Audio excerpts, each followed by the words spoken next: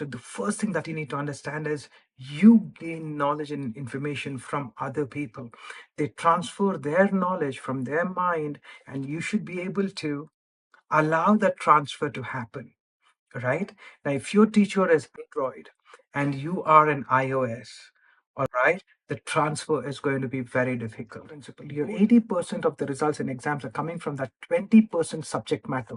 You need not know everything in the textbook. After you come back, okay, from your school, from your college, you got to follow this. Do you want to score more in exams? Do you want to master your subjects? Follow these 4 steps. These are the steps that I have been using for quite some time now. I studied psychotherapy and counseling for more than 2 years, a master's course in psychotherapy and counseling. I've done my doctorate degree. My thesis has 198 citations and references and a broken record in super memory. I've helped students failing in exams crack some of the toughest exams in our country, like IIT, JEE, and NEET. And these steps are at the crux of what I teach. Understand these steps, apply, and if you feel like learning more, you can always get in touch with me and enroll into our wonderful programs. Step number 1, dynamic listening in the class. You need to understand that studies happen in the class. I'm not talking about your self-study where you sit all by yourself. No. I'm talking about, a school student, a college student who has to attend classes, lectures to get that information, learn that information. And it need not be only school and colleges. It can also be your online courses, studying through apps. So the first thing that you need to understand is you gain knowledge and information from other people. They transfer their knowledge from their mind, and you should be able to allow that transfer to happen, right? Now, if your teacher is Android and you are an iOS, all right, the transfer is going to be very difficult. Both have to be on the same page. If your teacher is Android, you got to be an Android. All right, the NFC needs to be on and the transfer happens seamlessly. If your teacher is iOS, you got to be iOS, and the airdrop needs to happen seamlessly, right? So when does that happen? When you learn how to connect with that teacher, when you respect your teacher. This is, you may not like what I'm saying, but then when you have this disrespect or disliking towards a teacher, or anybody for that matter, your brain closes itself towards learning anything from that person. Be it your teacher, be it your relative, be it your friend. You don't like someone, your brain closes itself. Your brain goes, no, I'm not going to listen to this person, even though that person is making sense, even though that subject is important for you. Learn how to connect with the teacher, and the transfer of information and knowledge has to become seamless. I call this dynamic listening in the class. I teach this to my students, and students have applied this. They've got gold medals at national level. Now, why is this important? 2 things. 1 is neurogenesis, 2 is neuroplasticity. Hold on, this may sound technical, but I'm going to make it super simple for you, right? Neurogenesis is the ability of your brain to create new neurons. And why is it important that you create new neurons or use the existing neurons? Is because, you see, that is where your information is stored, right? You weren't born with math. You weren't born with science. You did not make an announcement, Mama, I'm a baby girl and I'm born with political science. No, that did not happen. We all learn from one another. So when you sit in the class and when you are absorbing that information gets stored. So you need to absorb. That is why I said a seamless transfer. Once it gets absorbed inside your brain, once you create memories and neural connections inside, once you create those neurons for that subject matter, the next step is you need to make connections between those neurons. And the more number of connections you have and stronger your connections, the better you perform in the exam, the better you become with that subject matter. So the point here is, whenever you're poor in some subject, whenever you're not able to do math, physics, chemistry, accounts, statistics, whatever your game is, whenever you're not able to do it, it's not that you're weak or you're dumb or you're stupid and that is why you not understand the subject matter. No. The fact of the matter is you do not have enough neurons inside your brain for that subject, and you do not have enough neural connections for that particular subject. That is why you are not performing. How do I know this? I've helped a student failing in math throughout his school days. 5th to 10th pre-boards, he failed in math. I helped the student scored 100 on 100 in math in his 11th and 12th standard, every test and every exam that he wrote. And I also helped him crack IIT JEE. Yes, IIT JEE without going to coaching classes. Now, how did that happen? It's a very long process. All I'm telling you is this is the basic. Understand what I'm telling you and follow these simple steps to start off. Follow these simple steps and let me know how you gained out of them after a few weeks. All right? Drop a comment in the comment section. So coming back, you need to have this seamless transfer in the class. That means to say you cannot bunk your classes. That's one of the things. You simply cannot bunk your classes if you are serious about mastering your subjects. That's number one.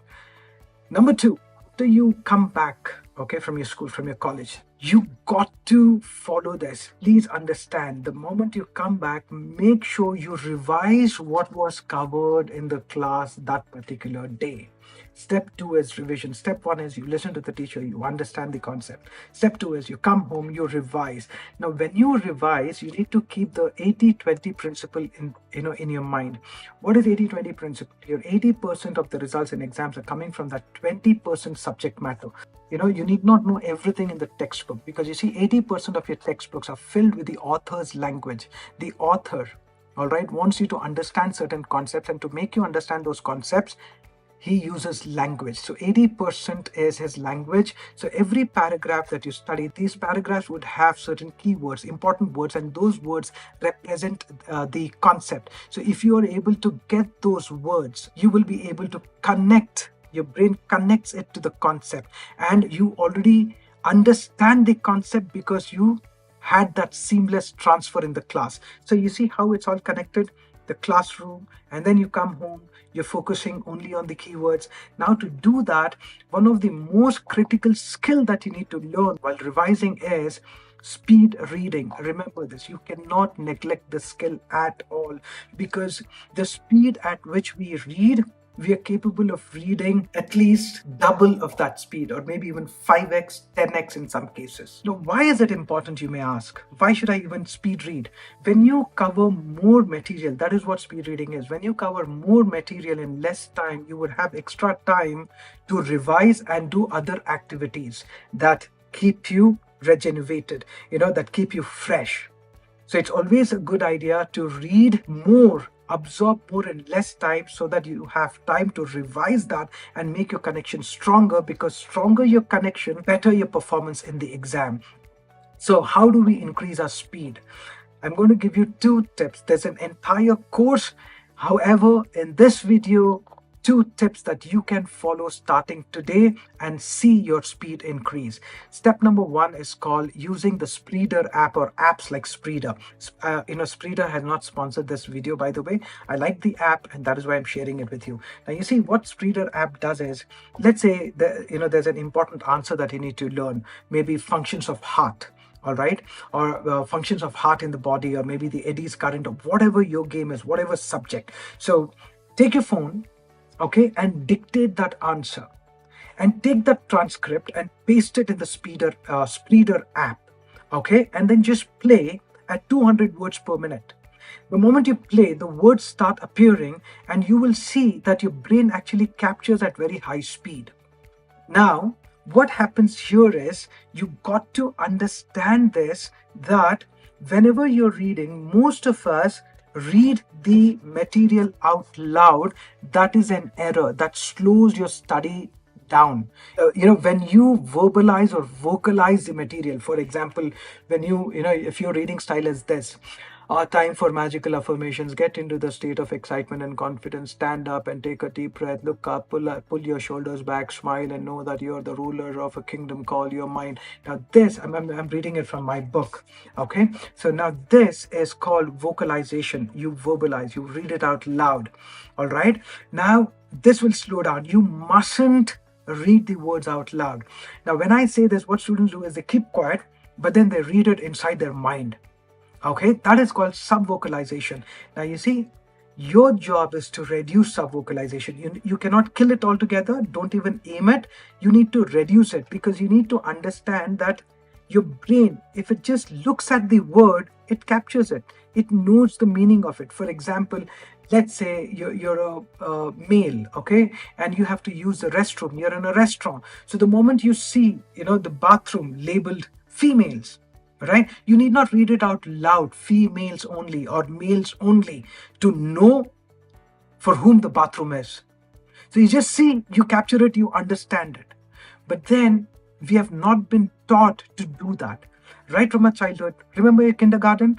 Students, A-P-P-L-E, apple, A-P-P-L-E, B-A-T, bat, C-A-T, cat. So we get used to vocalizing it out loud, or maybe inside our mind. So that slows out. That is one of the secrets. Remember this. Do not vocalize it. Reduce your sub-vocalization. That is reading inside the mind. And Spreeder will help you do that. Have a look at this video and you will know it for yourself. Now,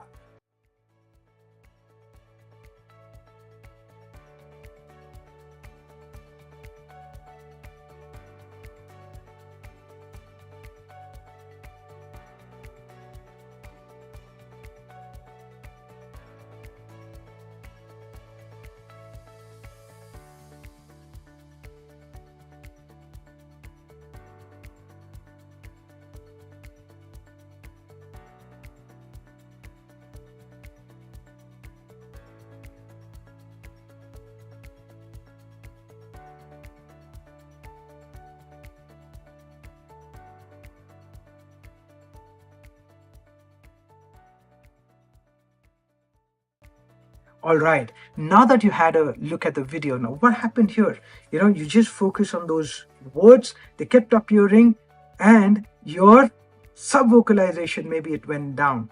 And you must have also realized that you need not read it out loud and your brain still captures it. Okay, so practice Spreeder, and remember, Spreeder is to train your brain to increase the speed.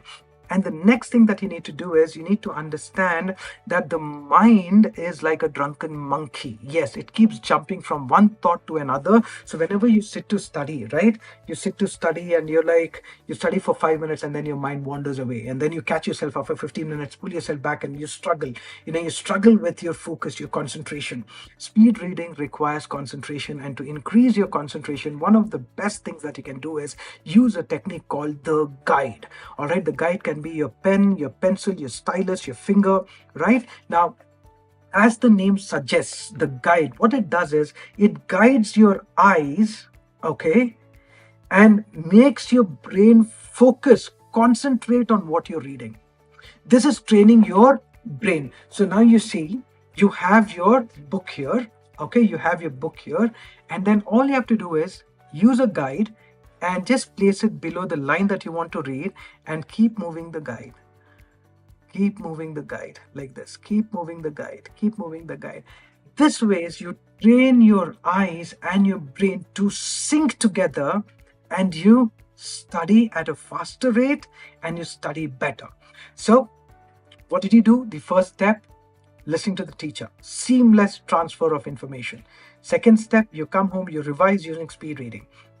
Third step is, after you finish studying, you need to summarize whatever you have studied. Yes, it's going to take time, but you got to summarize, you got to write it down, all the important points and all that. You got to write it down. And after you summarize, just go through the summary once and then close the book and take a test. This is one of the most important steps. Keep this in your mind. What is it? Take a test. Now, if you tell me, sir, I don't have too much time to take tests and all that, take tests for the important topics at least.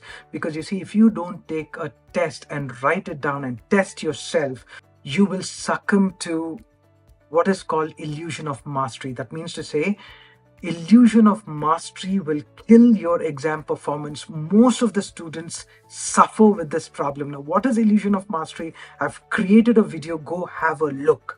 All right, do not let illusion of mastery kill your exam performance. And to handle that, you got to practice taking tests. That is, self-test yourself. That is the most critical step. So those are the 4 steps to summarize. Listen to the teacher. 2, revise using speed reading. Number 3, summarize. And number 4, take test. And then, of course, there's number 5, subscribe. Like and share this video. It'll inspire me to make more such videos, invest time, and make these videos. You see, immediately after I make this video, I need to take my mother to diagnostic center, right? So it's sometimes it really becomes tough to make videos and all that, taking out time out of my busy schedule. But then I love doing this. I love helping people. So go ahead, like, share, and subscribe, and make sure you hit the bell icon. Take charge of your brain, take charge of your studies, and take charge of your life. See you.